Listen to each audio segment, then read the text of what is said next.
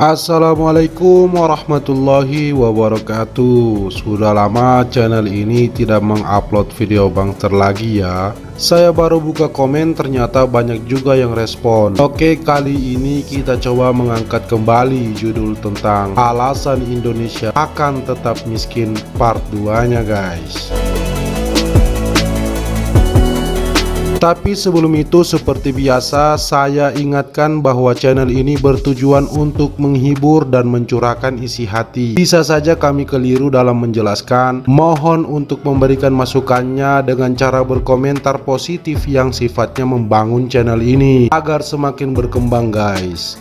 Karena konten kami sedikit anti mainstream, mungkin dengan komentar kalian kami bisa mewakilkan keresahan kalian guys.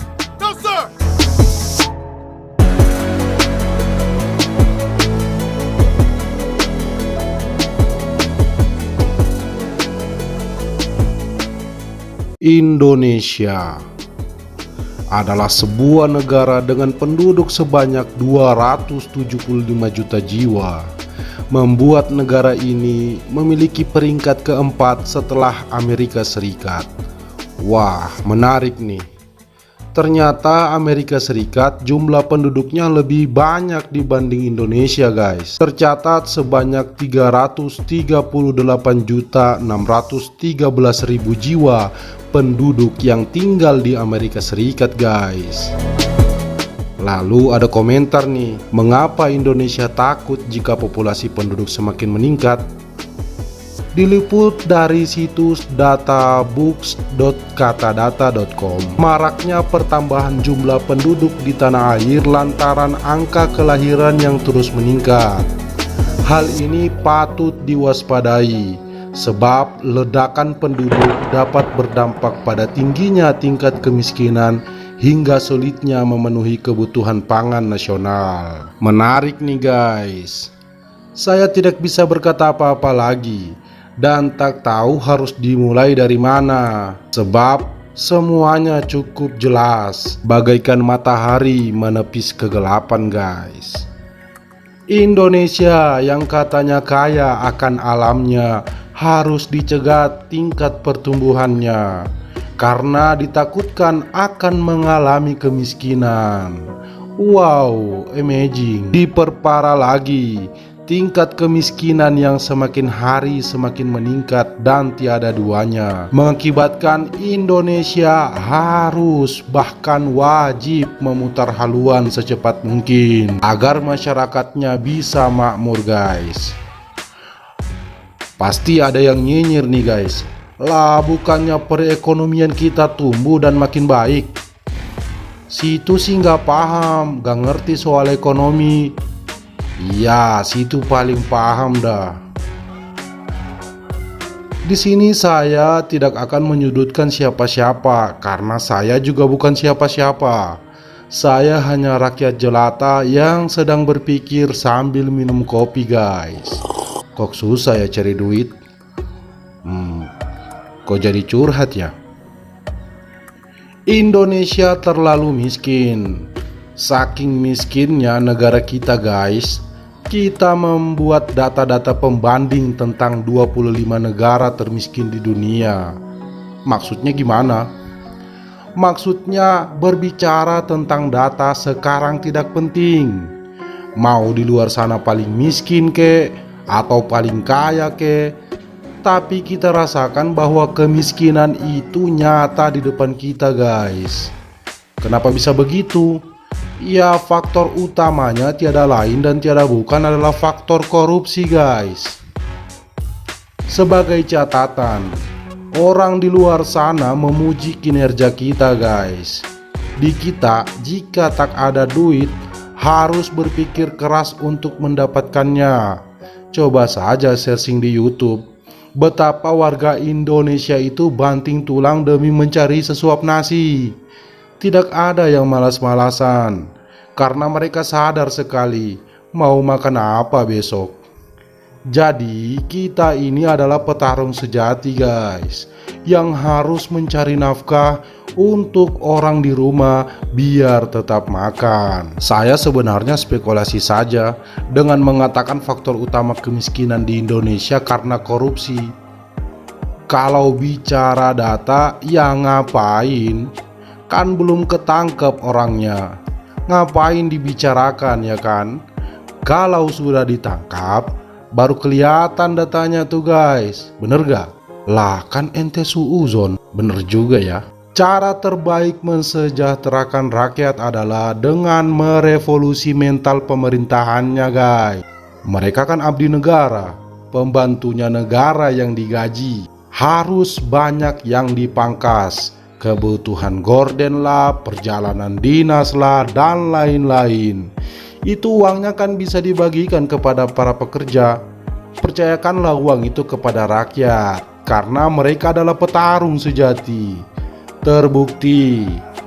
Terbukti UMKM Indonesia bisa menyelamatkan negara di tahun 2020 saat krisis ekonomi melanda karena COVID-19 waktu itu.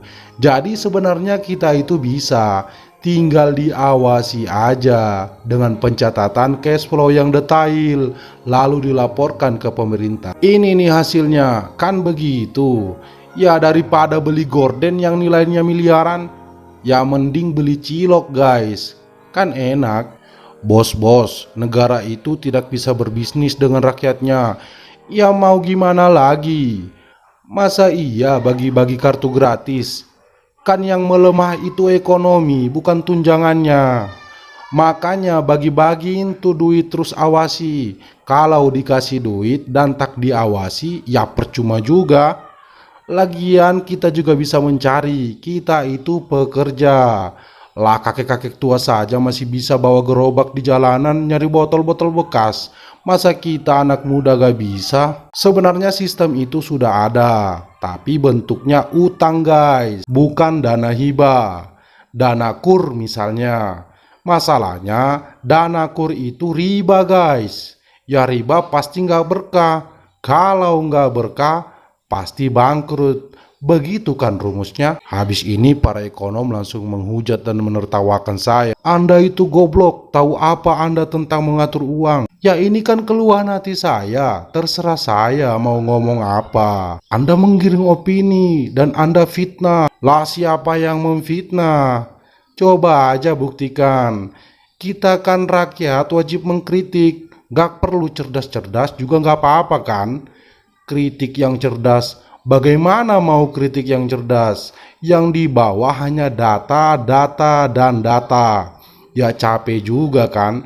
Data itu bisa dimanipulasi. Sebenarnya saya juga sedikit geli guys, karena di daerah saya sendiri itu parah. Abis ini kayaknya masuk bu ini. Ada dana pemerintah yang dikucurkan untuk membangun dermaga dengan total anggaran 1,3 miliar guys. Lah, kok datanya yang dilaporkan beda jenis dengan yang aslinya? Wow, amazing. Foto Google yang diambil kali ya? Aduh.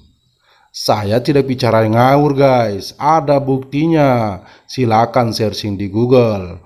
Cuman kasus itu sudah terselesaikan. Tapi kan jadi pelajaran.